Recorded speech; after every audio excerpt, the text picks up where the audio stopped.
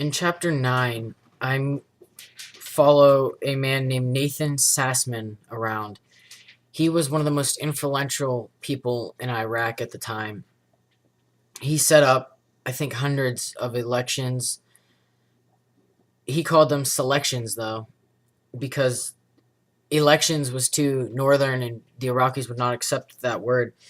So he was one of the smartest people that I had ever met and was the only one that was extremely good at dealing with any of the Iraqis.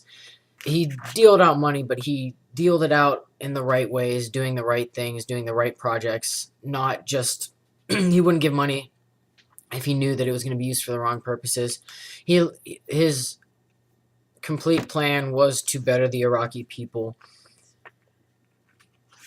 And he told me that it was basically like a Jekyll and Hyde situation. Sometimes the Iraqis would be great, and they'd be pleading and begging for them to give them things and everything else.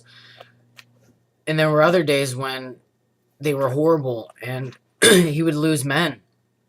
And one of the nights after he'd lost two men that day, he told me that he was just tired of losing men and having to call their families and tell them that their sons had died.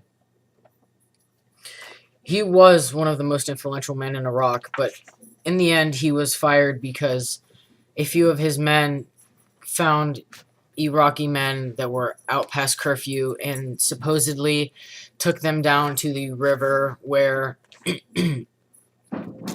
supposedly one of them drowned and the other one lived. That is not a proven story. In fact, the belief now is that the man did not actually drown. He got out of the water and pretended that he drowned just to get Sassman out of Iraq.